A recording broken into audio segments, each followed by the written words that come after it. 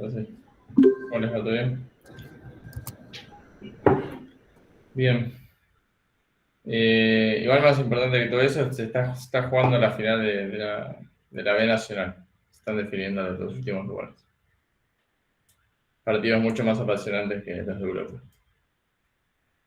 Voy a poner a presentar.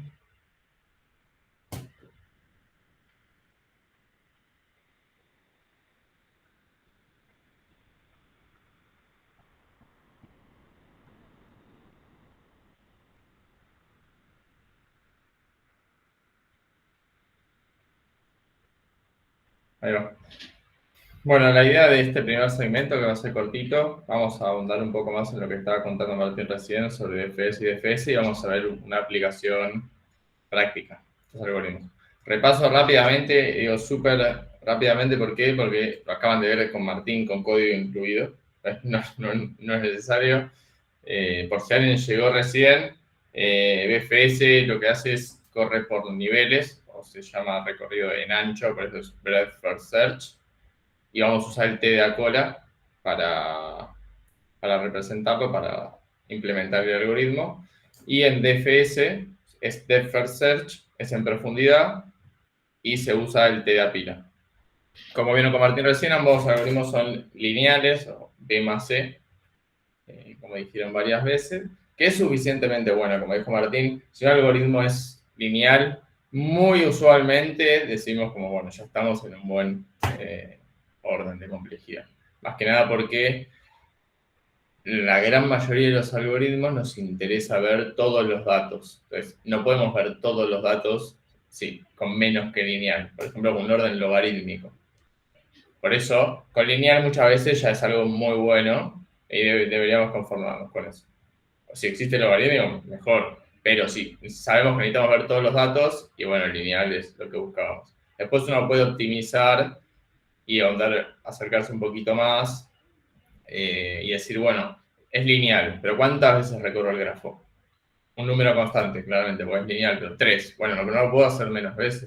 Bueno, pero ya que aunque sea lineal, la verdad que ya es algo bastante bueno. Vemos rápidamente qué es un grafo bipartito, que es una definición de matemática discreta, que ya la podrían haber hecho, si no lo hicieron se los recomiendo.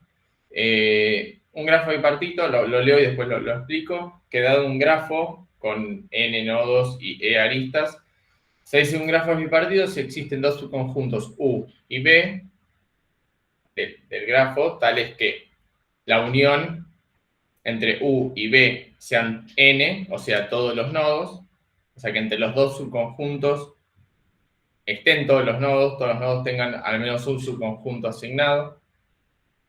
U intersección con B sea 0 o nula, sería, o sea, que un nodo no puede estar en más de un subconjunto a la vez, y que para todo U1 y U2 pertenecientes a U, para todo B1, B2 pertenecientes a B, no existe ninguna arista U1, U2 o B1, B2. ¿Qué quiere decir esto? En español, acá no es. Ahí va. Que es bipartito si puedo separar a todos los nodos en dos grupos, en este caso los llamamos U y B, tales que no haya aristas entre nodos del mismo grupo, o sea que no se conecten. ¿Está bien? Esa tercera condición, que era la más críptica si se quiere decir que dos nodos del mismo equipo, del mismo subconjunto, no tienen que estar relacionados. No tiene que haber una arista directa entre esos dos nodos. Pueden estar relacionados indirectamente a través de otros nodos, pero no se pueden tocar entre sí directamente. ¿Está bien? ¿Entendieron lo que es un grafo bipartito? Sí, sí. Bien, no puede existir ninguna arista que conecte dos nodos del mismo subconjunto. Otro aparato más que dice que no existe ninguna arista U1, U2. U1 y U2 son cualquiera sean nodos de U, del equipo U, si querés decirlo. Y no puede existir arista. Entonces, para ver si se entendió, hacemos un ejercicio rápido, que siempre voy a hacer mal clic, ahí está, que es que si este grafo es bipartito, ¿es bipartito este grafo?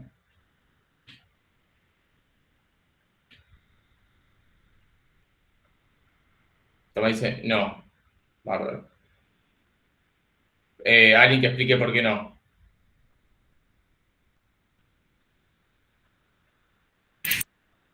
En el caso, ponerle que A y C sean elementos de un conjunto y B y D sean del otro, ¿sería bipartito? ¿Sí? De hecho, Francisco acaba de demostrar que es bipartito. ¿Por qué? Porque él propuso dos equipos o dos subconjuntos. Le voy a decir equipos o conjuntos es lo mismo. Dijo, bueno, creemos el subconjunto U que tengan B y D, que no se tocan entre sí. Y el otro subconjunto B, o sea, A y C,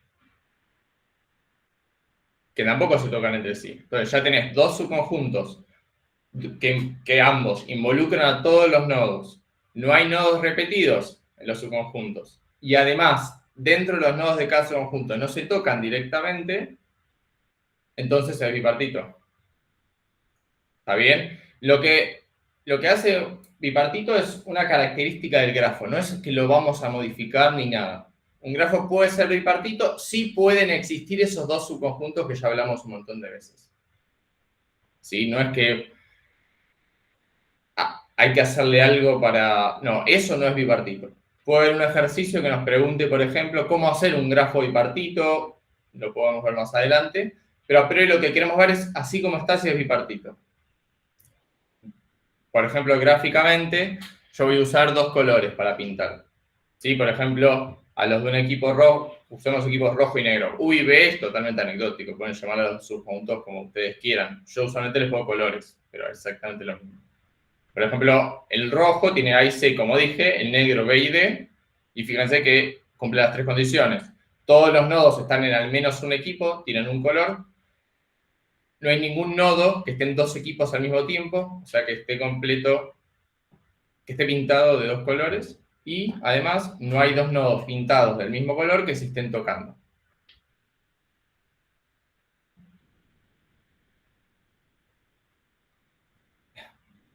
¿Está bien? ¿Esto se entendió o hay alguna pregunta sobre esto? Más que nada porque muchos dijeron que no era bipartito.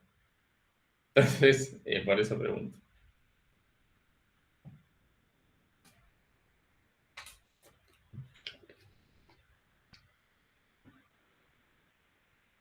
Bien. Alguien que no sea Francisco, que es el que dijo... Sí, ahí está. Bien. Por ejemplo, Facundo pregunta... entonces, en este caso, los subconjuntos, imagínense los subconjuntos en este caso por los colores. ¿Sí? Un subconjunto va a ser el color rojo y un subconjunto el color negro.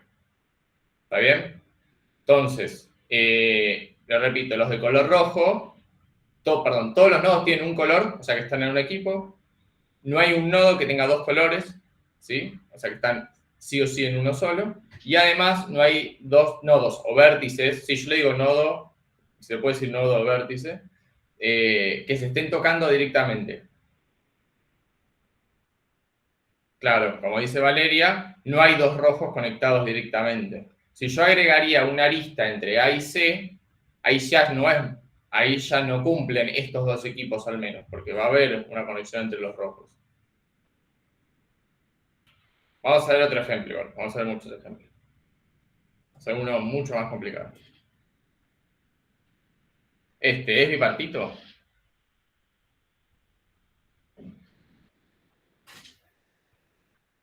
Lo mismo que siempre. ¿Por qué? Porque si haces dos conjuntos, alguno de los nodos se van a terminar tocando. Bien.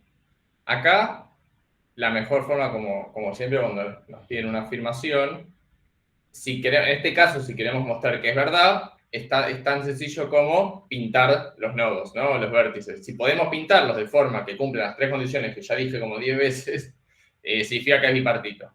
Si no, no significa que no lo sea, quizás. Ahora luego vamos a ver un poco algunos teoremas que nos van a ayudar en ese caso.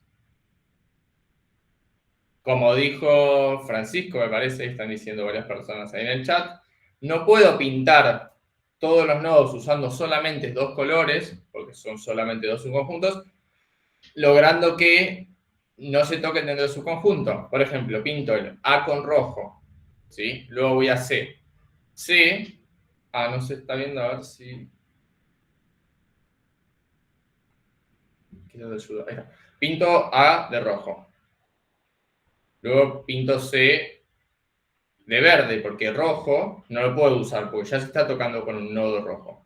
Luego voy a B. B, veo que se está tocando con uno rojo y con uno verde, o sea que no puedo tener esos colores. Como no tengo más colores, solo puedo usar dos subconjuntos, o sea, dos colores, entonces ya sé que no es bipartito.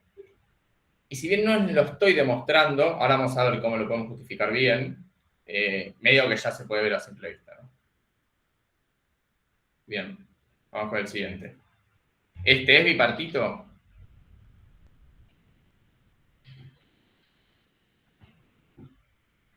No es retórica, ¿eh? Tipo, hay que contestarla si sí o no.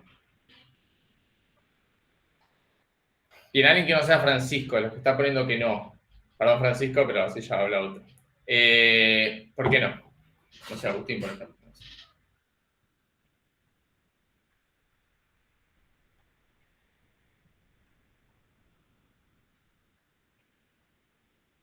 ¿Y qué tiene que ver que hay un triángulo? ¿Cuál es el problema con el triángulo?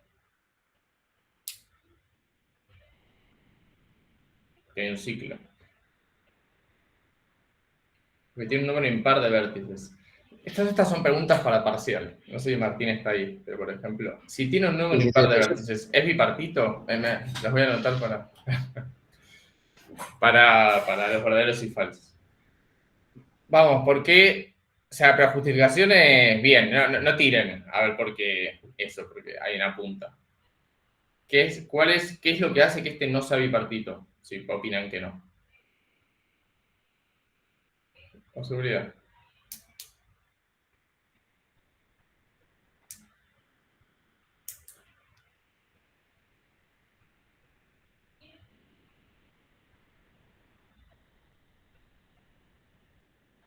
Agustín dice, no es bipartito porque tiene un triángulo con los nodos G o C. O sea, perfecto. Y en G o C, ahí está, y Elian lo complementa, me parece, que dice, te pasa lo del grafo anterior, que el grafo anterior no era bipartito. ¿Sí? Digo para que sea una respuesta completa. Y es literalmente ese el problema. Por más grande que sea el grafo, en este caso tengo un triangulito de 3 vértices, que es número impar. Y ya acá, si nos olvidamos de todo el resto del grafo, ¿sí? Estos 3 ya no se pueden solucionar. Este problema no lo voy a poder solucionar, porque yo siempre voy a tener 2 colores, sin importar el tamaño del grafo. ¿Está bien? Podés encontrar un grafo bipartito, no sé qué llamas encontrar un grafo bipartito, podés construir un grafo bipartito eliminando aristas que te molestan, básicamente. Pero no es lo que estamos buscando, solo queremos analizar si es bipartito. ¿Está bien? Se ve porque este no es, ¿no? O sea, el grafo podría ser enorme, podría ser de infinitos vértices. Pero si ya tengo este triangulito acá, ya no tiene solución este problema. Siempre tenemos que ver los triángulos. Vamos a ver figuras más interesantes. Vamos a ver ciclos, de hecho, más interesantes. Pero lo vemos en unas diapositivas. Lo que vamos a hacer, que es lo que yo vengo haciendo desde que arranqué a hablar, es llevarlo a un problema más conocido. Más conocido para ustedes seguro que no. Bueno, quizás alguno lo conoce, los algoritmos 1. Pero vamos a decir, vamos a usar el problema de coloreo. Si vamos a decir que un grafo bipartito, sí, solo sí se puede pintar con 2 colores. ¿Está bien? Que es básicamente lo que venimos haciendo. Más allá de este problema en particular, coloreo es un problema NP completo, NP hard, no importa, lo van a ver en las últimas clases, no son temas de esta materia, pero es uno de los problemas así de los que se paga mucha plata por resolver. ¿Cómo podemos ver si un grafo es bipartito? No sé, nos preguntan en el parcial, se quiere pensar un algoritmo para ver si un grafo es bipartito.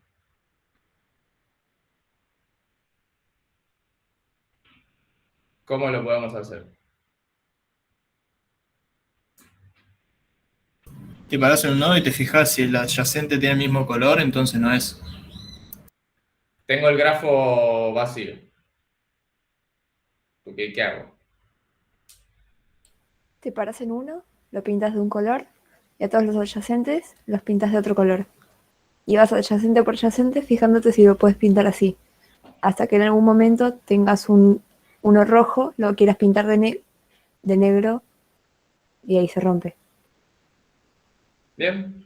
Y eso funciona bárbaro. Ahora, si alguien no lo entendió, lo vamos a ver en detalle. Está escrito en la siguiente. Pero funciona bárbaro, ¿no? Ahí lo diseñaron. Si lo tienen que implementar, ¿qué algoritmo que conocemos podemos usar? ¿Por qué DFS y no BFS?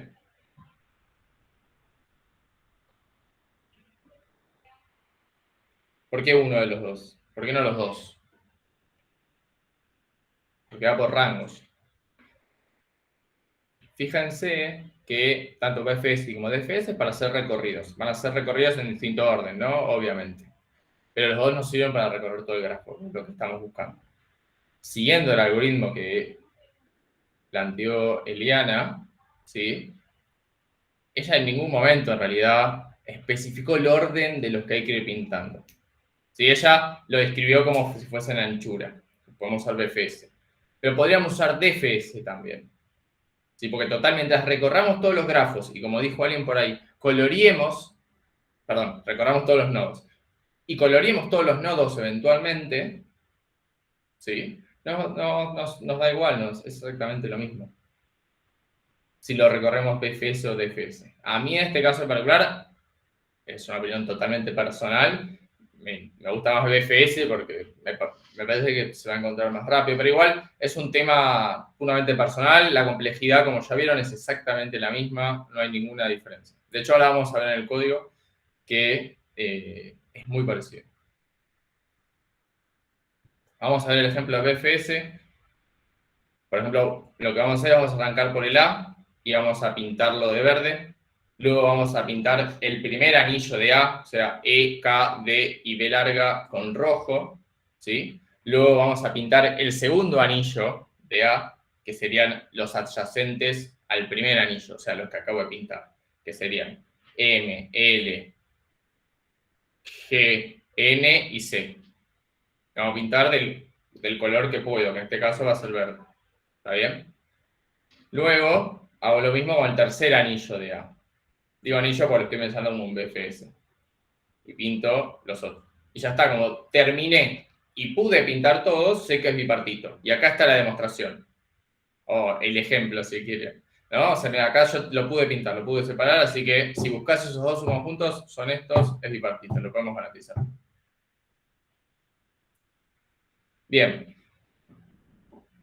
Si tendríamos el ejemplo, como dice Agustín, por ejemplo, yo ahí agregué una arista entre H y I, ahí para que se vea.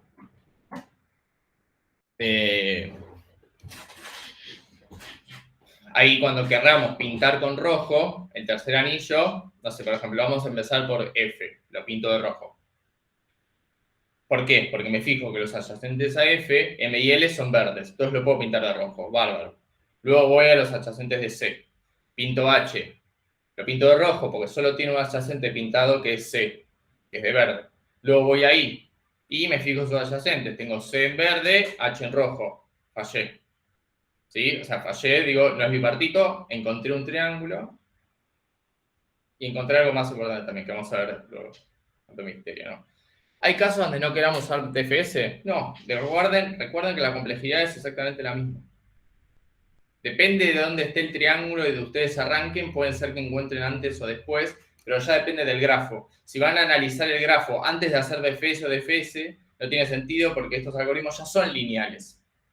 Da igual por dónde empezás a colorear, depende de lo que signifique, da igual. Pero, de vuelta, la complejidad es la misma. Siempre va a ser lineal, va a ser B más E. Da igual y en la práctica depende, la verdad que no. O sea, si empezás en el triángulo te das cuenta al toque y si el triángulo está en la otra punta tardas más. Pero no lo sabés. ¿Sí? Es lo que acabo de decir. Si podés buscar los triángulos antes, ¿podés hacer un análisis del grafo? Sí. ¿Te conviene? Para nada. Porque el algoritmo que vamos a usar es lineal. Para analizar el grafo, vamos a usar un algoritmo lineal o peor. Entonces, ya no nos conviene, vamos directo al punto, vamos a hacer DFS. y listo. ¿Está bien? Y sí, todo lo que estamos haciendo lo hacemos del lado de Bárbara, ¿sí? Igual que cuando usamos los TDAs, ¿sí? Por ejemplo, cuando usamos un TDA en otro TDA, ese que estamos utilizando ya estamos del lado de Bárbara. Claro, sí. Sí, no importa por dónde comences, el resultado va a ser el mismo, ¿sí, Martín? Ahí va. Perfecto. Sí, sí, ahí no pueden agarrar uno al azar. Bien, vamos con un ejercicio rápido. Un grupo de estudiantes ha decidido jugar un partido de paintball. Para que sea más divertido, cada uno deberá jugar contra sus mejores amigos. Es por eso que armaron un grafo en el que cada... Es lo que hacen ustedes cuando van a jugar, ¿no? Es por eso que armaron un grafo en el que cada vértice es un jugador. Y cada lista V representa que U es mejor amigo de B y viceversa. Escribir un algoritmo que devuelva true o false, de acuerdo a si es posible crear dos equipos en donde no haya dos mejores amigos del mismo lado. ¿Qué hacemos? Usamos un heap, seguro. Una lista enlazada. ¿Cómo podemos resolver este problema? Un hash, claro, seguro que sale con hash.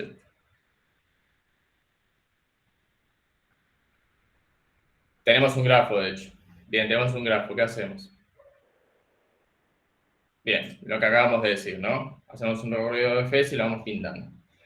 Esto es lo que me gusta más de los finales, que hay ejercicios ya, no sé si no es al azar, pero podrían ser de cualquier tema, y ustedes tienen, no es adivinar, pero analizar el enunciado y entender cuál es el mejor TDA o la mejor alternativa o el mejor algoritmo para cada problema. En los parcialitos medio que ya saben Este lo que vamos a ejercicio te tomar. dice, armaron un grafo. Claro, ya te dice un grafo. Claro, entonces los parcialitos tienen, ya, desde el vamos muchas veces tienen esa pista, como bueno, ya sabes la estructura. Sí, además lo que estamos evaluando son un par de temas, así que tiene que estar por ahí. A mí me pasó que corrigiendo uno de estos parcialitos 2, alguien implementó un algoritmo de división y conquista, y le puse que no, más allá de que estaba incorrecta la solución, pero más allá de eso, un hint, una pista puede ser, el parcelito de división y conquista fue el pasado, no lo íbamos a volver a, sería bastante garca. O sea, entiendo que en otras materias tal vez se los hacen, pero tratamos de evitarlo. Sí, obviamente, y además, aclaro igual, no es que los obligamos en el parcialito a usar tal TDA, sino que es el que mejor performa, ¿no? Es el que mejor complejidad tiene para el problema que tenemos que resolver, ¿sí? No, o sea, no le vamos a poner mal porque usaron una estructura que no queríamos nosotros, sino porque la complejidad es peor. Vamos con la propuesta de esto. Ahí está. Es solo una propuesta de lo que dijimos recién. Está hecho en Python, que corre, de hecho, igual que la de Martín de antes. Lo que yo hago es, a ver, acá. Voy a tener un diccionario, ya le podemos decir, de colores. Vamos a usar constantes, como les pido a los PRs. Vamos a usar verde y rojo. Verde va a ser 1, rojo va a ser 2. Vamos a recorrer los vértices del grafo y pintarlos de null, o sea, de negro, pongámosle, ¿no? De ningún color. Vamos a agarrar un nodo random, en este caso agarro el 0. Ni siquiera, no digo el primero porque no sé qué es el primero en un grafo, pero no sé, el que nos devuelve, el que esté primero ahí. Lo pintamos de verde, por elegir un color. Creamos la cola del BFS y lo encolamos. Luego, mientras la cola no esté vacía, vamos a empezar a pintar y hacer todo esto que estuvimos viendo. Desencolamos un nodo, que seguro que no pintamos, y buscamos los adyacentes. Y nos fijamos los colores, ¿sí? Si el color en el que estoy parado ahora, que es este, es igual al del adyacente, entonces ya sé que estoy en ese caso, o sea que yo ya pinté, entré por dos lados distintos y ya pinté este adyacente, pinté nodo y los pinté del mismo color. Entonces ya sé que es false y que no puede pasar. ¿Está bien? O sea, yo me doy cuenta que fallé porque el adyacente ya estaba pintado, porque entré por otro lado antes, y en este caso del mismo color. Si hubiera sido del distinto color no pasaba nada, ¿no? Siga. Si el color del adyacente es null, o sea que no lo había pintado, lo pinto del contrario al actual. Por ejemplo, si el actual es verde, le pongo rojo, y si no, le pongo verde. Y lo encolo, para luego, en algún momento, ver sus adyacentes. Y eso es todo. Y retorno true. Y estamos todos muy contentos que, por ejemplo, que el return false no tuvimos que liberar ningún hash ni nada, ¿no? Solo pusimos return y ya está. Es un BFS muy parecido al que hizo Martín, solo que voy pintando. Y en cada paso me fijo si ya pinté, si ya por el otro lado, en una iteración anterior, pinté adyacente y es del mismo color, no necesito seguir, puedo cortar ahí y ya está. ¿Está bien? Fíjense que acá yo pongo grafo vértices, podrían ser, para hacerlo un poco más algoritmos 3, obtener vértices o algo así para que no parezca que estoy accediendo directamente a la estructura interna. ¿Sí? Que no lo estoy haciendo. El grafo podría estar implementado de cualquier forma, no me estoy enterando. Solo por el nombre, lo claro. Si quisiéramos hacer DFS, es exactamente igual. Solo que en vez de usar una cola, usamos una pila. ¿Sí? Soy honesto, no me gusta ver DFS escrito en iterativo, me gusta más verlo recursivo. Sí, lo vi antes en el... Sí. Bien. ¿Qué problema tiene este código? Que diga eso no significa que le pondrían ni mal ni bien menos ni nada a nadie que haga un DFS con una pila o algo por el estilo. Solamente es una apreciación personal nomás. ¿Qué problemas tiene este algoritmo o el de BFS? No, digo, cualquiera de los dos. ¿Qué problemas tiene? ¿En qué caso falla? ¿Qué caso no me funciona? Estoy preguntando.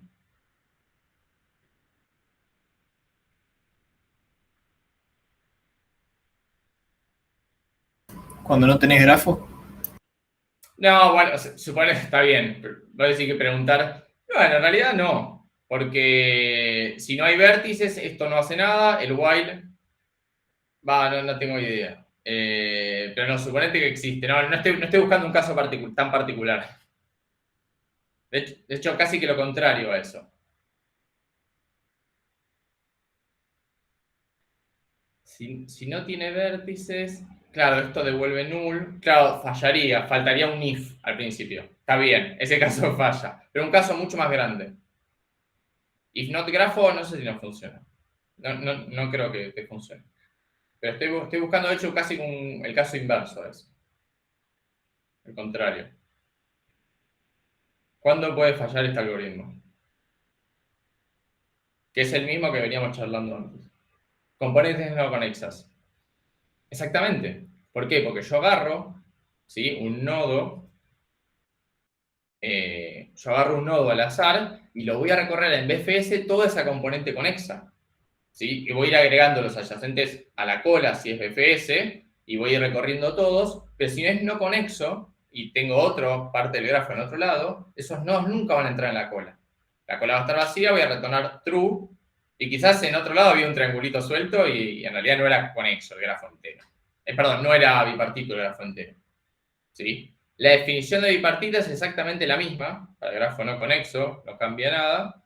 Lo que vamos a hacer es, este approach que hicimos de BFS o DFS lo vamos a hacer por componente conexa. Vamos a necesitar también un mecanismo que visite todos los nodos, ¿sí? Ojo, ¿sí?, cuando garantizan de que no nos esté quedando nodos sin visitar, de no ordenar el orden del algoritmo. ¿Está bien? Sí, como vieron con Martín y vimos recién, BFS y DFS solo van por los adyacentes. No van a meter en algún momento un nodo que no esté conectado a nada.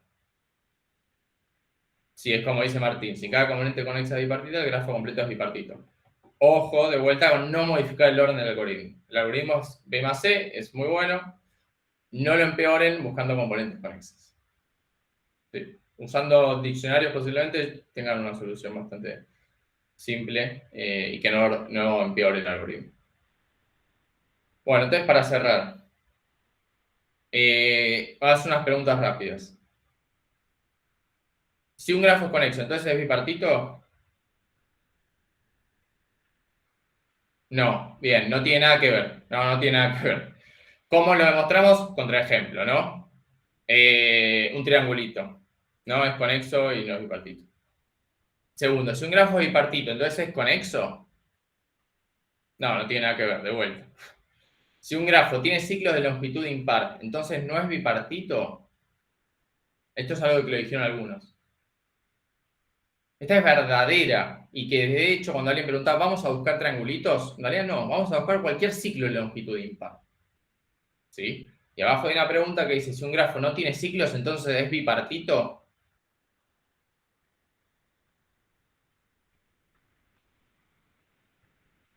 Sí.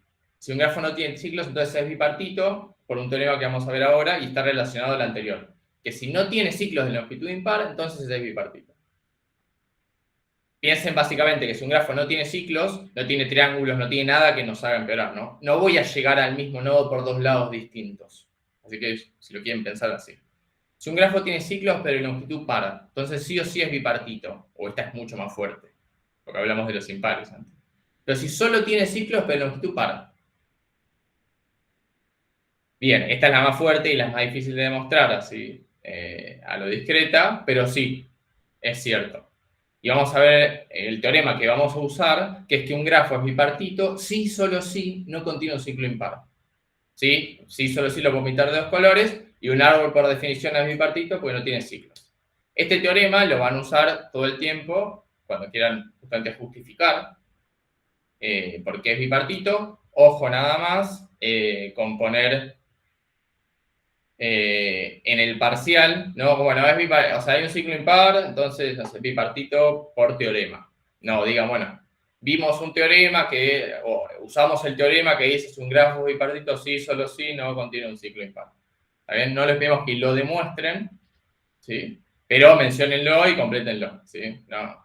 Igual que siempre cuando les pedimos que justifiquen. Y con eso cerramos. ¿Le pueden poner un nombre al teorema? Pongan el nombre que quieran. No sé, de hecho, no sé si tiene un nombre. No sé. Entonces, si no hay problemas, no hay preguntas, seguimos con Ezequiel. Sí, el teorema del triangulito. Bien. Buenísimo, gracias Fede. Y seguimos. Bueno, vamos a ver ahora entonces un ejercicio. Primeramente vamos a hacer un ejercicio tipo parcial y lo voy a leer literal así como apareció en el parcialito, ¿sí? Que dice, Matías está en Barcelona. Matías está en Barcelona y quiere recurrir a un museo. Su idea es hacer un recorrido bastante lógico, dice Matías, o dice el parcialito. Empezar en una sala al azar, ¿sí? Entra al museo, una sala cualquiera donde esté, y dice, bueno, voy a luego ir, después de empezar por esa sala, voy a ir a una sala que esté adyacente, y luego voy a ir a una adyacente a la segunda, si es que todavía no fue visitada, y así hasta recorrer todas las salas. Cuando no tiene más salas adyacentes para visitar, porque ya tiene todas visitadas las adyacentes disponibles, simplemente vuelve por donde vino, buscando otras salas adyacentes. Teniendo un grafo no dirigido que represente el mapa del museo, donde los vértices son las salas, y las aristas BW indica que la sala B y la sala W se encuentran conectadas, implementar un algoritmo que nos devuelva una lista con un recorrido posible de la idea de Matías para visitar las salas del museo. Indica el recorrido utilizado y el orden del algoritmo justificado. Bueno, acá quería detenerme un segundo. Teniendo un grafo no dirigido, ¿sí? ¿Por qué no dirigido? Porque de una sala en particular B puedo ir a la W y desde la W también podría volver a la sala B.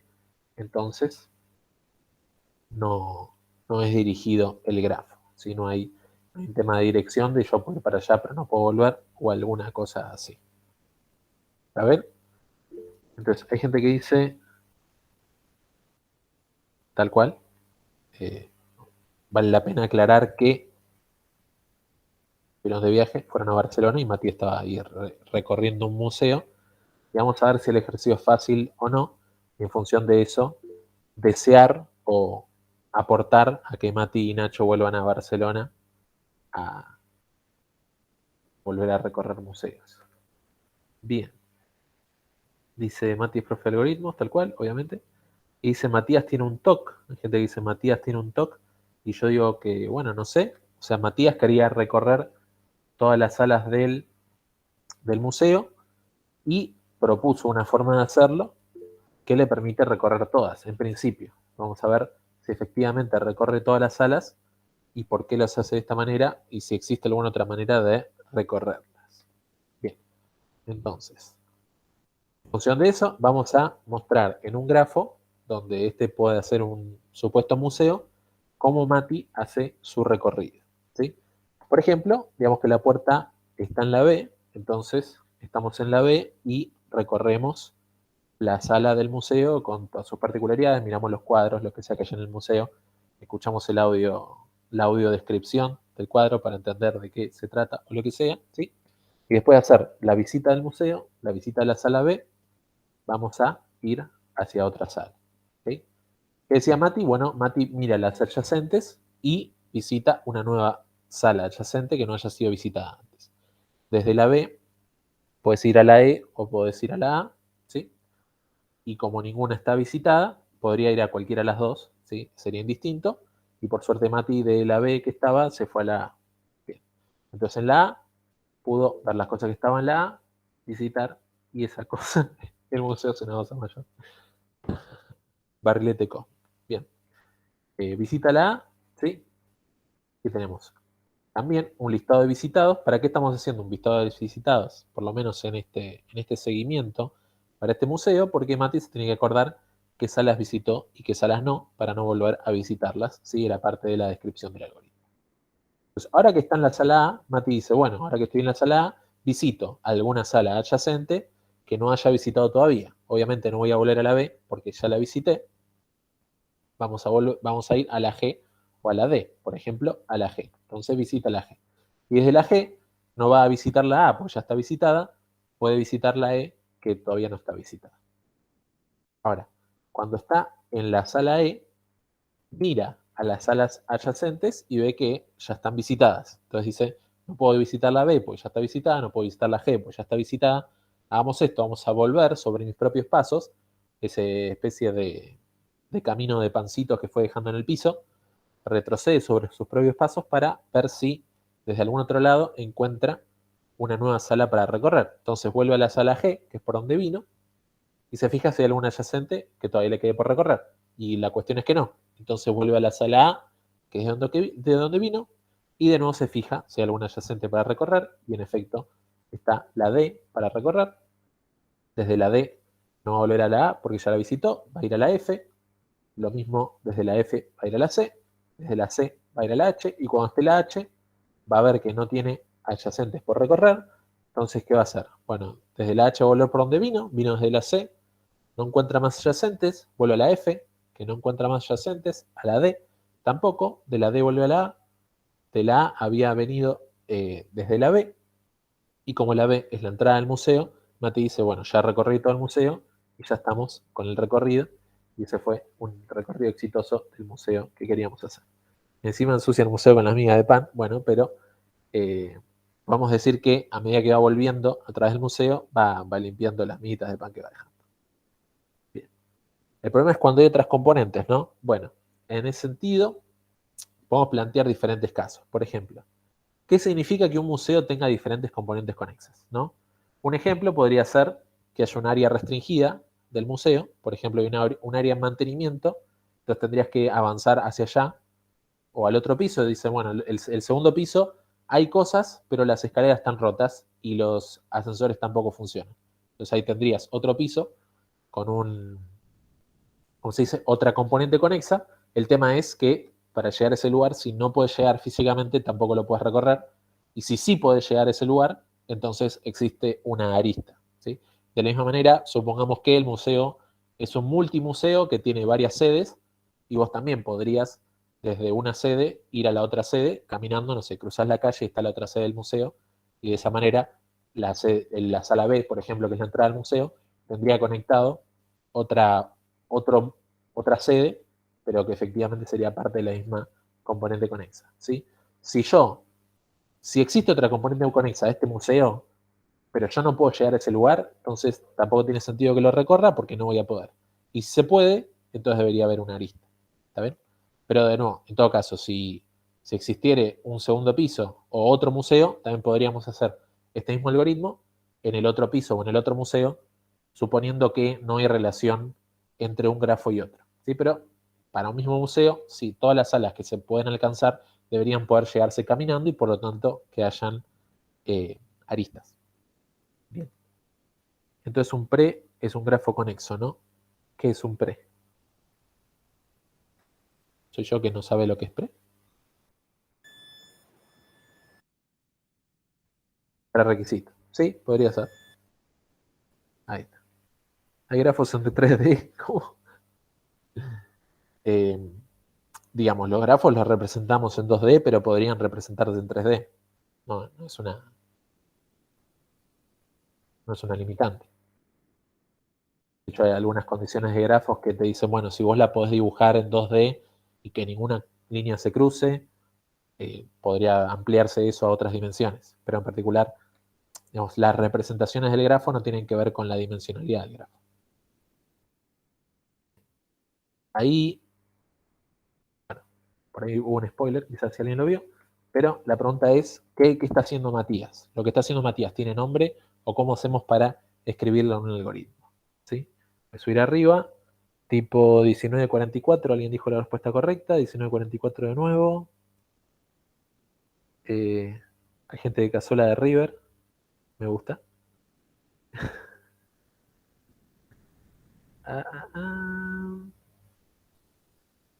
Ahí está. Y DFS de nuevo, 1955, 1951. Sí, efectivamente, Mati está haciendo un recorrido DFS. ¿Sí? Va primero en profundidad, recorriendo todo el museo, todo lo que encuentra. Y si en un momento se topa con que la profundidad ya no le sirve para encontrar más cosas, vuelve sobre sus pasos, que sería equivalente a hacer el retorno recursivo, o utilizando la pila como mostraba Fede, pero el retorno recursivo de lo que se está haciendo para recorrer todo el grafo. Si pregunta Tomás si esto es del lado de Bárbara, sí, el código que estamos a punto de escribir sería el lado de Bárbara porque estamos usando primitivas del grafo para un grafo que ya existe, ya está implementado. Bien. Entonces, bueno, les podría decir esto es un DFS, pero ya lo han visto. ¿Sí? Ponemos que todos los visitados, no digo, me llaman a DFS con un vértice cualquiera, por ejemplo el azar que dice Mati, visita ese vértice, está esta función que implementa Bárbara, digamos, o implementa el museo de Mati disfruta esta sala, ¿sí? Con todo lo que tiene para disfrutar Mati en la sala para este vértice, y luego para cada vértice adyacente que exista a partir de esa sala, si el adyacente no está visitado, vamos y hacemos DFS sobre ese visitado. ¿Sí? Esa característica recursiva del DFS me permite recorrer todo lo que haya que recorrer en profundidad de lo que se encuentre y cuando no se encuentre nada más, vuelve recursivamente hacia atrás sobre sus pasos. Ok. Hay algo que se llama DFS generalizado, que podemos decir qué pasa si el museo no es conexo o qué pasa si hay varias sedes y no se pueden llegar entre sí. Bueno, en ese caso, podríamos decir que lo mismo. Definimos a los visitados, podemos decir que todos los visitados están en falso o que no están en el set.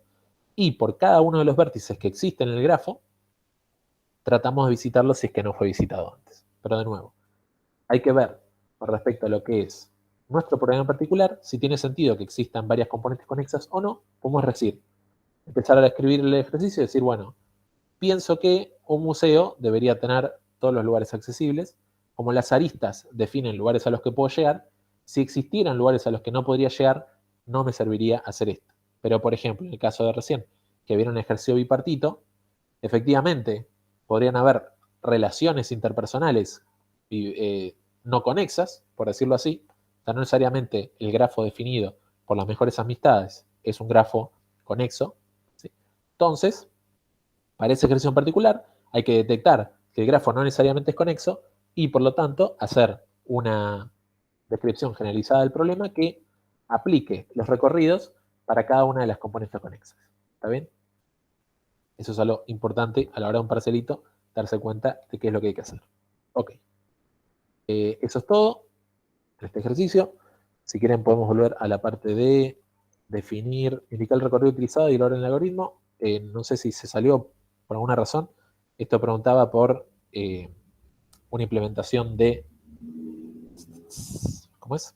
Matriz de adyacencias. Entonces lo mismo, se fijan una matriz de adyacencias que es, bueno, están los vértices en las filas y los vértices en las columnas, y una adyacencia está definida si la posición en la que está se cruza un vértice con otro está en 1, por ejemplo, o define el peso, en este caso serían unos y ceros, si son adyacentes o no. Entonces, ¿qué es lo que hace FS? Lo mismo, se fija al obtener adyacentes y luego hace operaciones O de 1, entonces, como ustedes saben, BFS o DFS, ¿cuánto tarda? O de B más C. ¿Okay? ¿Es solamente usar DFS y ya está el ejercicio? Sí, pero ¿qué pasa? Dos cosas. Primero, en ningún caso la solución del ejercicio es escribir return DFS. ¿Sí? Eso es importantísimo. Un ejercicio no puede ser return ejercicio que vimos con ese en clase. ¿Está bien? No, eso no va a colar. Tienen que mostrar, en este caso, que saben escribir un DFS con las pautas que se definen en este caso. ¿Sí? Con Martín habrán visto también un DFS más amplio, que tiene el orden, los padres, calculo otras cosas, y con Fede recién vieron un ejercicio en el cual había que plantear los colores, pero no es algo que, como puede traer Martín, no pueden hacer importe ese y llamar a resolver el ejercicio. ¿Está bien? Tienen que mostrar que saben hacer lo que se pide que hagan. ¿Sí? Y cuestión 2, este resultó ser un parcialito fácil, ¿no? Digo, un ejercicio parcialito fácil. Supongo que Mati recibe donaciones para volver a irse a Barcelona y poder volver a tomar un ejercicio de ese calibre. Bien, dicho eso, y quizás de apuro del tiempo, vamos a pasar al siguiente ejercicio. Ahí fue un spoiler. Bien, vamos a presentar puntero. Bien, y en este caso es un ejercicio de final. ¿Está bien? Entonces, no, un ejercicio de final. Todavía no se termina el cursado. Bueno, vamos a tratar de hacer lo siguiente. Como a mí me gusta resolver los ejercicios, que es empezar por el planteo del ejercicio y a través de pasos entendibles, ¿sí? Ir llegando hacia el resultado, ¿sí? Paso, paso, paso, paso, hacemos cosas, vamos construyendo la solución hasta que al final terminamos, por ahí a mitad de cursado, un poquito más adelante, de resolver un ejercicio de final y en ningún momento se perdieron, ¿sí? Dicho eso, si en algún momento se pierden, decirlo en ese momento, ¿sí? Cosa de que no se pierda en ningún momento y hagamos pasos hasta llegar a la solución. Y acá dice, implementar una función que reciba un grafo dirigido, ¿sí? En este caso es dirigido, el grafo importa la dirección en la que está planteada la flechita del grafo, la arista del grafo, reciba un grafo dirigido, un grafo cualquiera en principio, y determine si ese grafo representa una lista simplemente enlazada, ¿sí? Entonces, pregunta si dibujamos ese grafo y ese dibujito es equivalente a un dibujito con el que hacíamos representaciones de listas simplemente enlazadas, ¿sí? Acá, de nuevo, se cruzaron los canales, ¿no? Esto, ¿qué pasa? Suele pasar que en los finales, por ahí, es integrador los diferentes temas que fueron viendo en la materia. Entonces, por eso, de repente, se cruzan dos contenidos de la materia, pero siendo la clase de hoy hablando sobre grafos, este ejercicio seguramente sea mucho más sobre grafos, pero también tenemos que tener un buen conocimiento de qué es lo que define o no a una lista simplemente enlazada. Indicar y justificar el orden del algoritmo si el grafo se encuentra implementado con matriz de adyacencia. Bueno, ahí está. Entonces, ¿podemos ver si es bipartito? Podemos. Bien, vamos a plantear diferentes escenarios y de paso podemos ver si nos sirve preguntarnos si es bipartito o no. Bien, Facundo, me gusta el comentario, lo voy a omitir para poder ir construyendo el ejercicio del principio, pero es un buen acercamiento. Entonces, ¿qué digo? Bueno, vamos a escribir grafos y vamos a preguntarnos si esos grafos son representaciones o no de listas enlazadas, ¿sí? Para yo entender un poquito más sobre el ejercicio, voy a ver diferentes soluciones del ejercicio, a ver si, ¿qué está pasando? A ver si, para cada ejemplo que yo haga, vamos a ver si el ejemplo me ayuda a detectar de qué manera debería resolver el ejercicio y, gracias a eso, sacar información de qué es lo que tengo que hacer. Porque en principio yo veo ese ejercicio y no sé qué es lo que tengo que hacer. No sé cuál es la solución. Se pueden plantear soluciones en el chat, pero no sé efectivamente cuál es la solución exactamente. Entonces digo, bueno, tiro grafos y para cada grafo me fijo si es o no una implementación de lista enlazada y trato de dilucidar qué características está cumpliendo cada uno de los grafos o no para explicarme a mí por qué esto es un grafo que define una lista enlazada o por qué no lo sería. Entonces, empezando por ahí, digo, bueno, voy a hacer un grafo que esté vacío y me pregunto, ¿ese grafo vacío es una representación de una lista enlazada? Sí, porque bueno, obviamente una lista vacía se representaría igual que un grafo vacío, ¿sí? Es el no tener elementos. Si hay un solo elemento, ¿es esa una representación de una lista enlazada? También. Bien, me gusta porque si dice sí, por ahí es alguien que llegó tarde a decir que sí al caso anterior, pero acá que dice también, ya está definiendo perfectamente que se habla del segundo caso. Bien. Y lo mismo, el tercer caso, sería un prototipo de una lista que tiene dos elementos, ¿sí? ¿Qué es lo importante acá? Que hay un nodo que yo mirándolo digo, este es el primer nodo de la lista. ¿Por qué? Porque ese nodo de la lista va a apuntar al siguiente nodo, ¿sí? Esta sería como el flechita prox, que apunta a un segundo elemento que además es el último elemento de la lista, ¿sí? Entonces ahí tenemos un caso un poquito más complejo, que tenemos que dos elementos, si existen dos elementos, uno debería apuntar al otro. El que apunta al otro es el primero y el que es apuntado es el segundo. ¿Okay? Esa sería como la característica de una lista que tiene dos elementos. Entonces me fijé con 0 elementos, me fijé con 1, me fijé con 2, me pintó fijarme con 3 elementos y acá empezó a tirar flechas, ¿no? A ver qué pasa. Entonces, tiré flechas y me pregunto, ¿es esta una implementación de grafo que define una lista enlazada? No. ¿Sí? ¿Y cómo me puedo dar cuenta? Bueno, de repente, supongamos, yo digo, bueno, hagamos que sea una lista, ¿sí? Pensémoslo así. Yo digo, bueno, entonces este es el primer elemento. Yo lo miro y debería ser el primer elemento. El primer elemento, ¿cuál es su próximo? Bueno, tiene dos próximos. Entonces ahí ya no da, porque una lista simplemente enlazada debería tener un solo próximo. Entonces ahí ¿qué es lo que yo detecto? Digo, me parece que cada uno de los nodos debería poder apuntar solamente a otro nodo, a uno solo. Porque si apunta a 2, apunta a 3, apunta a 4, ya deja de ser una lista simplemente enlazada, porque una lista simplemente enlazada debería tener el nodo y una sola flechita a su próximo, un solo puntero a su próximo. Entonces, la lista simplemente enlazada tiene un solo siguiente, ¿sí? Entonces, voy a ver, eso por lo menos es el aprendizaje que me dejó este ejemplo.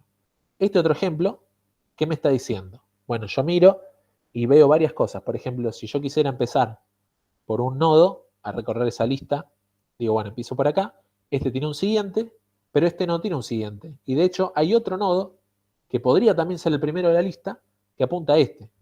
Entonces de nuevo digo, no, esto no tiene sentido, que sea una lista. Y además estoy viendo que acá hay un nodo que es apuntado dos veces, ¿sí? Y eso en una lista no debería existir. Todos los nodos deberían ser apuntados una sola vez. ¿Saben por qué? Si yo tengo este y el próximo, y de este el próximo, y de este el próximo, y de este el próximo, un nodo en particular solamente puede tener un anterior. Como mucho un anterior y como mucho un siguiente. ¿Sí? Y de otra manera, puede ser con iter externo.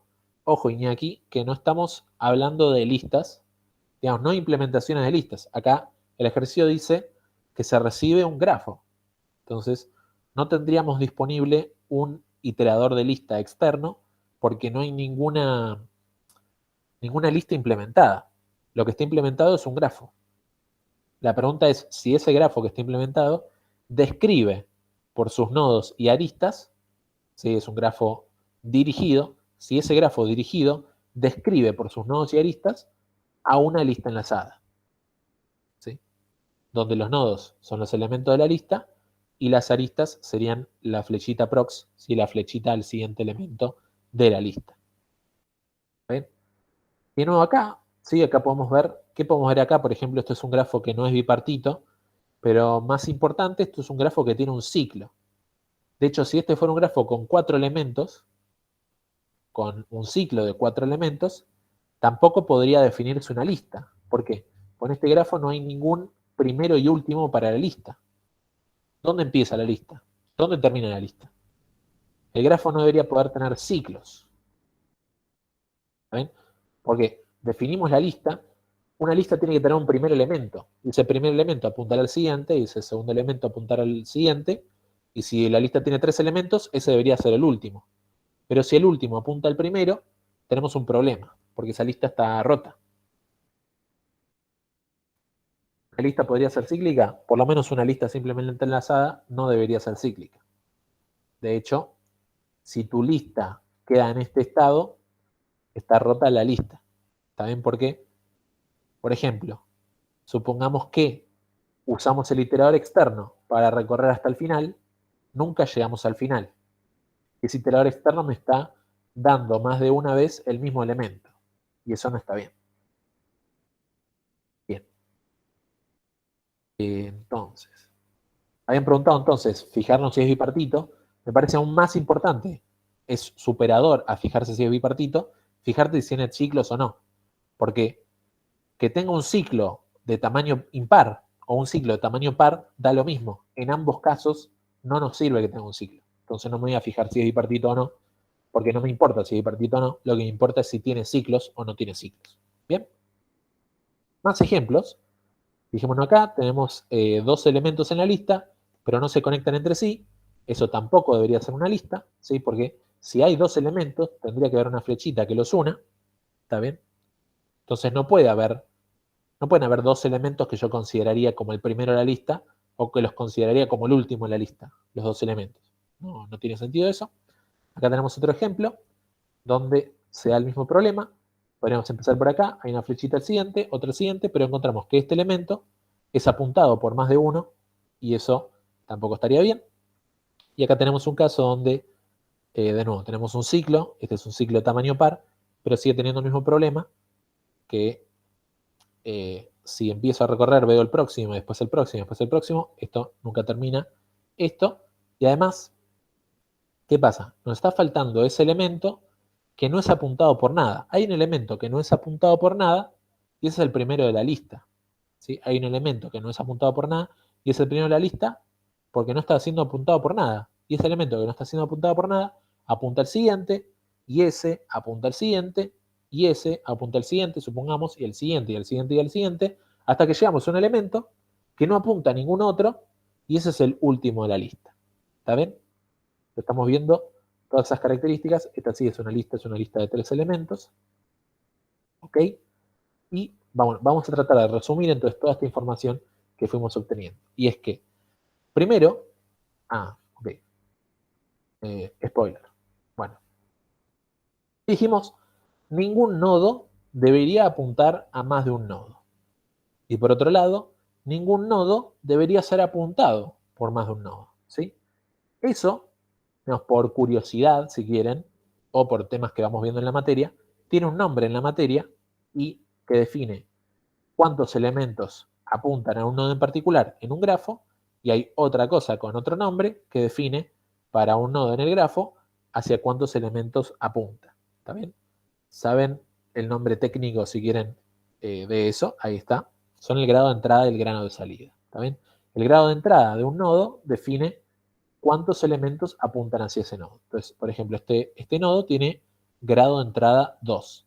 Hay 2 flechitas que van hacia ese nodo. Hay 2 aristas que apuntan hacia ese nodo, entonces tiene grado de entrada 2. ¿Sí? En cambio, este nodo, por ejemplo, tiene grado de salida 1. ¿Sí? Hay una flechita que sale de ese nodo. Hay una arista que sale de ese nodo. Tiene grado de salida 1. Y como ningún nodo apunta a este nodo, tiene grado de entrada 0. ¿Ok? Entonces, usando un poquito, aprovechando ese lenguaje un poco más técnico, podemos sacar algunas conclusiones. Por ejemplo, ningún vértice puede tener grado de entrada mayor a 1. ¿Sí? Si un vértice es apuntado más de una vez, esa no es una lista. Entonces, primer postulado, cosa que encontramos, ningún vértice puede tener grado de entrada mayor a 1. Y ningún vértice puede tener grado de entrada, grado de salida mayor a 1. Ningún vértice debería apuntar a más de 1, ¿sí? Cada vértice debería tener, como mucho, grado de salida 1, ¿sí? Y ese sería que está apuntando al siguiente, ¿ok? Y luego, todos los grados de entrada de todos los vértices deberían ser igual a 1, excepto para un vértice, y ese vértice es el primer nodo de la lista, ¿sí? De todos los vértices que hay uno que no es apuntado por nadie, y ese debería ser el primer nodo de la lista, ¿sí? Se fijan en este ejemplo, este es el único vértice en todo el grafo que tiene grado de entrada C0, ¿sí? Tiene grado de entrada 0 y gracias a eso podemos identificar que es el primer nodo de la lista y todos los demás nodos sí son apuntados por exactamente 1, ¿ok? Y de la misma manera hay un solo nodo en todo el grafo que tiene grado de salida 0 y ese nodo debería ser el último de la lista, ¿sí? Porque todos los nodos tienen grado de salida 1, todos los nodos apuntan exactamente a un elemento, excepto el último de la lista que no apunta a nada. ¿Está bien? Entonces, eso es lo que dicen estos últimos dos postulados. Entonces, con toda esa información, deberíamos decir, si un grafo cumple estas condiciones, entonces es una lista enlazada. Por lo menos ahora tengo por dónde empezar.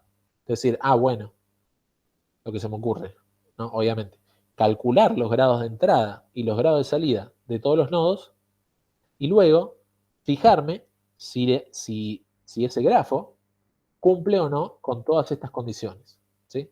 Si encuentro algún vértice que tiene un grado de entrada mayor a 1, descarto ese grafo, porque tiene un problema. No define una lista enlazada porque hay un nodo que apunta a más de una cosa, que es apuntado por más de una cosa, y eso no tiene sentido en una lista, entonces ese grafo ya sé que no representa una lista enlazada. Lo mismo si encuentro un vértice que tiene grado de salida mayor a 1, porque apunta a más de una cosa y eso no puede pasar.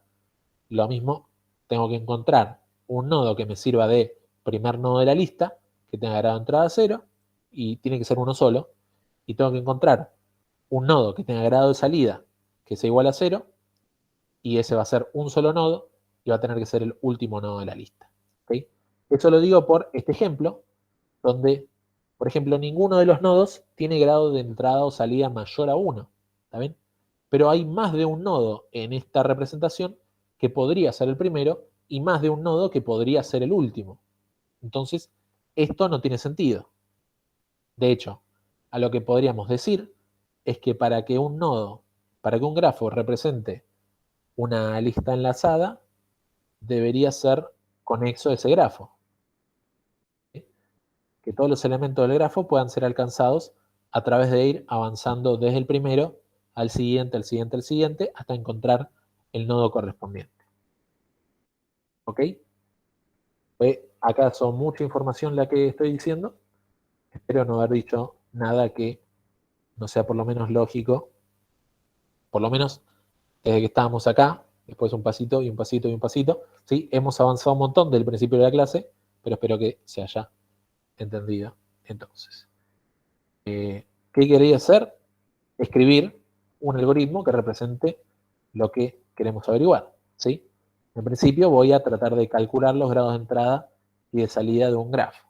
¿Ok? Entonces, para un grafo, vamos a decirlo así, para un vértice, ¿cuál es el grado de salida? Por ejemplo, ¿cómo sé para un vértice en particular hacia cuántos nodos apunta? ¿Sí? Suponiendo que tenemos un grafo 0. Suponiendo que tenemos un grafo implementado, sí, tenemos todas las primitivas disponibles y uso ese grafo. Bien, miro los adyacentes. Dice acá, Elian, Lorenzo, Valentín. ¿Sí? Exactamente cuántos elementos son los que yo apunto es igual a la cantidad de adyacentes que hay. ¿Sí? Yo soy un nodo, mis adyacentes son los elementos a los que apunto. ¿Está bien? Es el grafo el grado de salida de un elemento. Ahora la pregunta es, ¿cómo puedo saber yo cuál es el grado de entrada de un elemento? ¿Sí? Bueno, para el grado de salida digo, bueno, grafo punto, bueno, el nodo particular, punto, obtener adyacentes, lo que sea. El grafo punto, obtener adyacentes de, entre paréntesis, ese nodo. Ahora, para hacer lo contrario, para conocer el grado de entrada, yo no puedo escribir grafo punto, obtener antiadyacentes. No sé si existe ese concepto de obtener los que me apuntan a mí. ¿Sí? En principio, eso no es algo que veamos como implementación normal del grafo, ¿no? Y dice Elian, tenés que conocer el padre. La pregunta es, ¿qué significa el padre dentro de un grafo? ¿Sí? De hecho, es una buena pregunta que nos podemos hacer para entender a qué te estás refiriendo.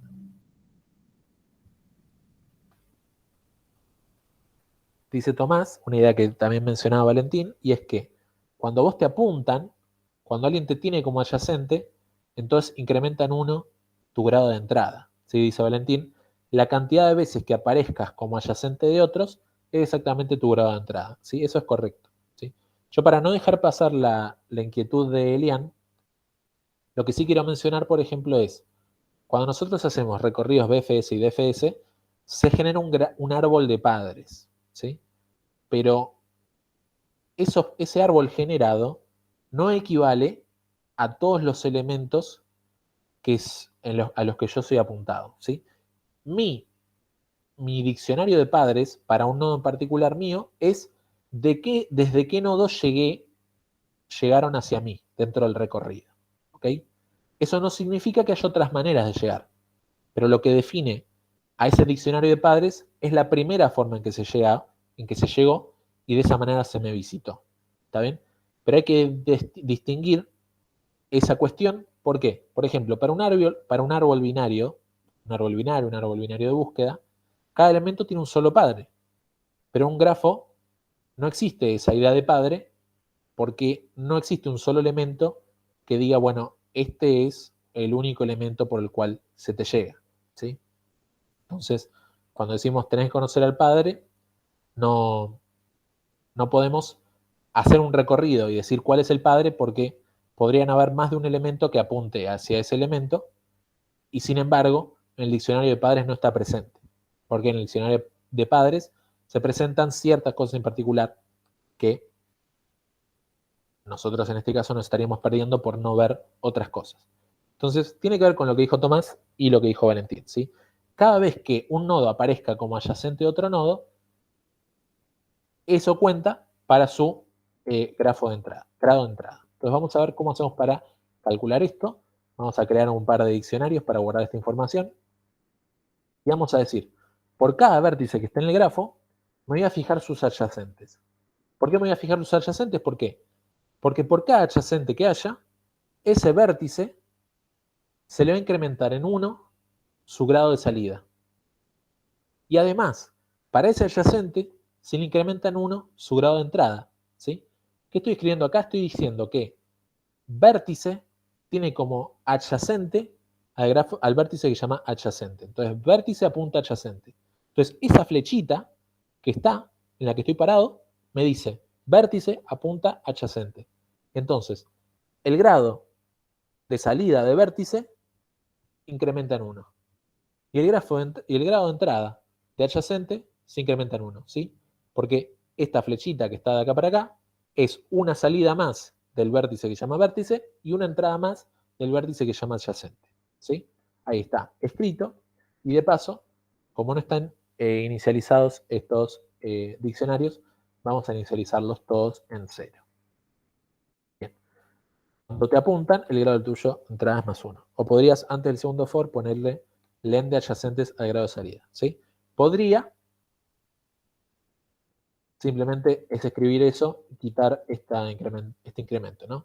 Pero también, quizás a fines didácticos, quería que se note que para cada arista, ¿sí? Este for está en definitiva recorriendo todas las aristas del grafo, ¿sí?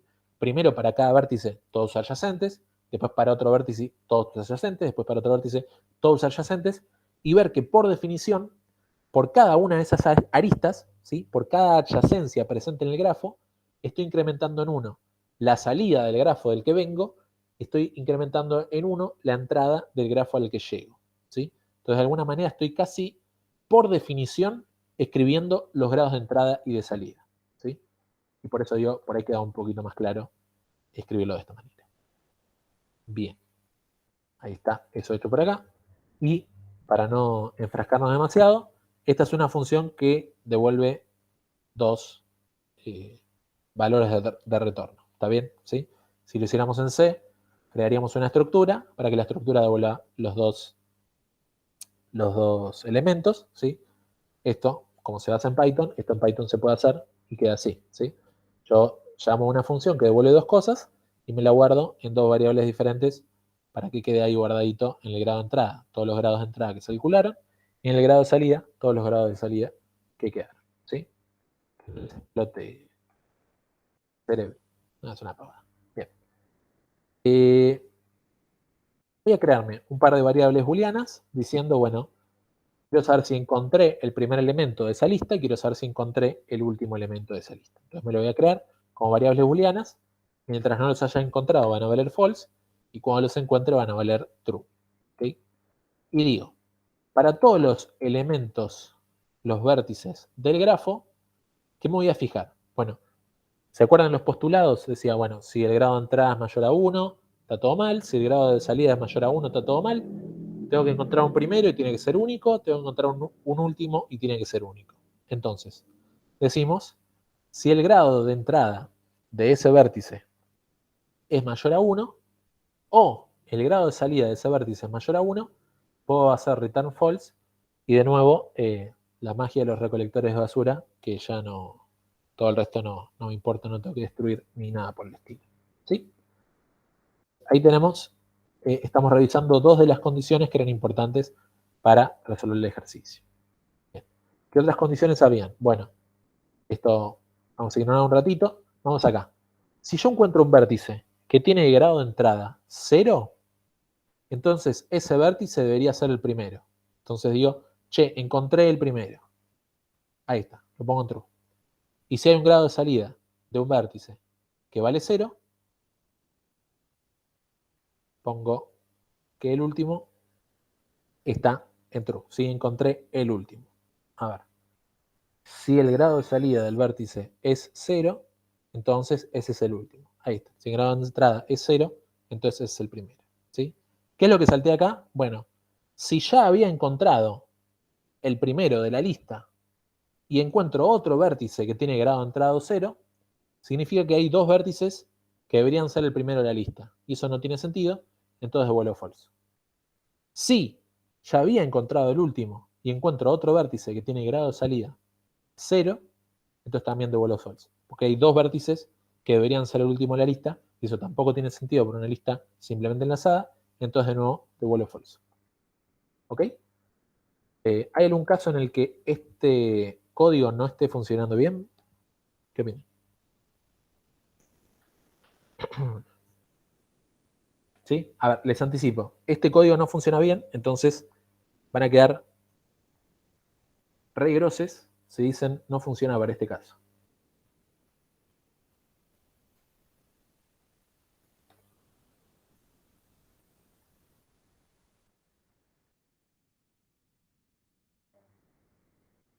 ¿Propuestas? ¿Hice algo mal y Jorge me cortó internet? ¿Qué dicen? Un solo nodo. Bien. Un solo nodo. Falta un free. No, nunca falta un free. Estamos en Python.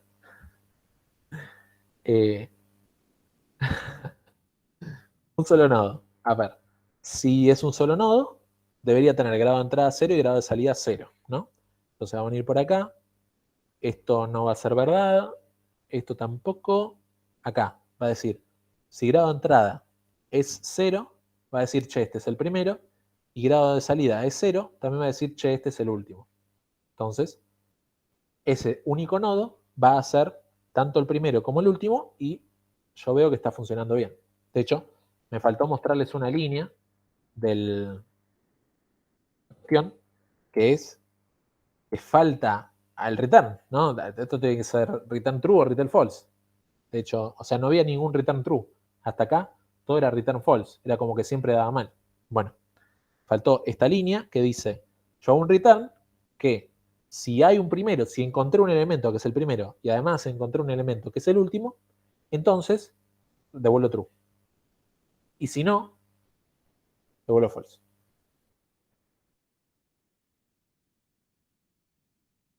Bien.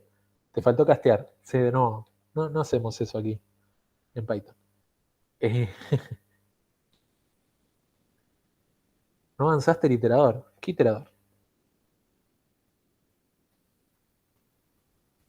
Son chistes de errores comunes. Ahí estoy cayendo. Bien. Sigamos entonces. Cosas que no se dieron cuenta. De hecho acá hay cosas. Bueno, si el grafo tiene 0 vértices, ¿sí? Si el grafo cantidad de vértices es 0, deberíamos devolver true, que era uno de los ejemplos que hemos visto, que si dejábamos correr este código sin este cuartelito, no íbamos a encontrar ni al primero ni al último, entonces iba a devolver false. Ahí tenemos una de las cosas que tenemos que cambiar. Una de las cosas que tenemos que cambiar. Y la otra cuestión, que alguien había dicho por ahí, vamos a volver un segundito, alguien había dicho por ahí qué pasa si no es conexo, vamos a ver qué onda, vamos a ver si nos pueden engañar con eso. Quiero volver un poco más arriba, porque nos habían dicho... Ya casi llego, ¿eh? Había dicho Facundo, podés usar BFS e ir verificando que tenga un solo adyacente, ¿sí? Varias cosas al respecto, ¿sí? Cuando usas un BFS, lo que va a pasar es que no necesariamente arrancás por el primero de la lista. Entonces, al hacer un solo BFS, vas a tener que, en realidad, hacer varios BFS hasta que enganches cuál es el primer elemento de la lista, ¿no? Y luego, vos proponías verificar que tenga un solo adyacente, y esa es una muy buena idea, pero ¿qué pasa? Calcular los grados de entrada y de salida fue más fácil hacerlo sin utilizar recorridos, ¿sí? Si yo quiero hacer este mismo código, pero usando recorridos va a ser un poquito más difícil. Entonces, es más fácil decir, bueno, como yo quiero calcular algo, y quiero calcular ese algo para todos los elementos que hay en mi grafo, y no necesito recorridos, entonces no uso recorridos. ¿Está bien? Es como, por ahí, como poner un ejemplo de, che, al parecer todo se resuelve con recorridos, y de repente hay un ejercicio que por ahí se puede resolver con recorridos, pero es más fácil resolverlo sin recorridos. Ahí está. Y quería dejarles con el último ejemplo, siendo 8 y 27. Este grafo maligno, que además es no conexo, hace que el código falle, ¿no? Porque tenemos que existe un primero, que es este, tiene grado de entrada 0, existe un último, es este, tiene grado de salida 1, y además este y este son todos elementos que no son ni el primero ni el último, y además todos ellos tienen grado de entrada 1 y grado de salida 1. Entonces, este grafo, que tiene forma de carita de Pringle, hace fallar al código que acabamos de ver. Entonces, si quieren proponer, ¿cómo podríamos hacer para que detectemos este caso con este código que no lo está detectando? ¿Sí? Comprobamos que sea conexo. Bien. ¿Cómo se hace para comprobar si un grafo... Empecemos por acá. ¿Cómo podemos comprobar si un grafo no dirigido es conexo? Les digo la respuesta. Para un grafo no dirigido, para ver si es conexo o no, me paro en cualquier vértice, corro cualquier recorrido, y ese recorrido, si encuentra todos los elementos del grafo, entonces el grafo es conexo. ¿Sí? Conexo es que todos los elementos tengan por lo menos alguna arista en común. ¿Sí? Esa sería la idea de conexo. Entonces, para un grafo no dirigido, me paro en cualquier elemento, hago un recorrido y ahí me fijo si es conexo o no. De nuevo, como vimos en el ejercicio anterior, Francisco, escribir y grafo es conexo no sería suficiente. ¿Está bien? Es como que yo te tome un ejercicio de ver si un grafo es conexo o no y me pongas return grafo es conexo. ¿Está bien? Pero si era parte de un chiste también tomo el chiste. Bien. Eso para un grafo no dirigido. Pero ¿qué pasa si el grafo es dirigido? ¿Sí? Yo digo, me paro en cualquier elemento y hago un recorrido. para ver si recorrí todos los elementos. ¿Qué pasa? Yo me puedo, vamos a hacer un ejemplo más atrás, puedo decir, me paro en cualquier elemento, bueno, me paro en este justo, y hago un recorrido. Y cuando yo hago un recorrido a partir de este elemento, ¿qué voy a hacer? Voy a recorrer este elemento, lo voy a visitar, después voy a visitar este, pero nunca visité el primero, ¿sí? ¿Y eso por qué? Porque no hay ninguna flecha que vaya hacia allá, ¿está bien? Esto es algo que pudieron o no haber visto todavía, y bien, eventualmente vamos a ver. Hay una idea diferente a lo que es la conexión en grafos dirigidos, que es las componentes fuertemente conexas. Pero eso lo vamos a ver cuando toque verlo, ¿sí? Lo importante es decir, yo podría hacer lo mismo si tan solo supiera cuál es este nodo, ¿sí? Si yo hiciera un recorrido, pero empezando por este nodo y recorriendo hacia adelante todos los nodos, si todos los nodos que recorro son esa cantidad igual a la cantidad de nodos que hay en el grafo, entonces coincide y ese grafo que representa una lista es conexo. ¿Está bien? Y la pregunta es, ¿yo puedo saber cuál es este nodo? Y digo, sí, yo podría saber cuál es este nodo. Lo sé porque lo encuentro acá. Es ese nodo que tiene grado de entrada 0. Entonces, en vez de decir acá donde lo encontré, voy y me guardo una referencia a ese nodo. Con esa referencia a ese nodo, al finalizar este código, hago un recorrido, DFS, DFS, me fijo si la cantidad de nodos que recorrí con ese recorrido es igual a la cantidad de nodos del grafo. Si es igual, devuelvo true, y si es distinto, devuelvo false, ¿sí? De nuevo, en este ejemplo, yo encontré que el primer nodo es este, entonces a partir de este nodo hago un recorrido, ¿sí? PFS o DFS, encuentro estos 3 nodos, pero el grafo tiene 6 elementos. Entonces ahí me doy cuenta que este grafo no es conexo, me quería engañar, cara de papa, y de esa manera detecto que este grafo en particular no representa una lista enlazada, ¿sí? Pero ¿por qué volver a recorrer y no corroborar la cantidad de elementos en el diccionario de grado de entrada? Es que en el diccionario de grado de entrada están todos los elementos, ¿no? Porque yo, cuando mandé a calcular todos los grados de entrada y grados de salidas, lo hice para todos los elementos del grafo. ¿Está bien? Tal cual, como dice Lorenzo, hacemos un recorrido desde el que tenía de grado de entrada 0. Ahí va. Bien, preguntas adicionales, son 8:32. Disculpen por estos 2 minutos. ¿Estamos? ¿Hay más preguntas? ¿Resolvemos? Y si no,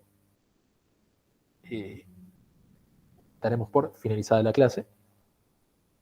Como siempre, nos quedamos si hay otras consultas de la materia en general, otras cositas que quieran consultar. Es más fácil hacer sin recorridos, ¿no? Para mí sí. Sí, de hecho, alguna vez he dado este ejercicio usando recorridos y se hizo un poco más complicado. Entonces pasé a darlo sin utilizar recorridos, ¿no? Porque en definitiva queremos encontrar algo para todos los nodos. ¿Está bien? Y como ese algo es información que tiene que ver solamente con sus adyacentes, lo puedo hacer sin usar recorridos. Ahora, por ejemplo, puede haber otro ejercicio que te diga encontrar todos los elementos que están a distancia 2 de un elemento, ¿no? Entonces, para ese elemento es mucho más fácil hacer un recorrido en anchura y encontrar todos los elementos que están a distancia 2. Y en ese caso conviene usar recorrido. ¿Cuál es la complejidad del ejercicio? Bueno, teníamos acá, lo más complicado que hacemos es buscar para todos los vértices obtener los adyacentes. Obtener los adyacentes en una matriz de adyacencia es pararnos en uno de los vértices y recorrer toda la lista de los otros vértices para ver cada uno de ellos si es adyacente o no, ¿sí? Para cada vértice hacemos algo O de B, y como lo hacemos B veces, eso es O de B cuadrado, ¿sí? Esa es la complejidad temporal del ejercicio, y con eso voy a aprovechar y detener la grabación.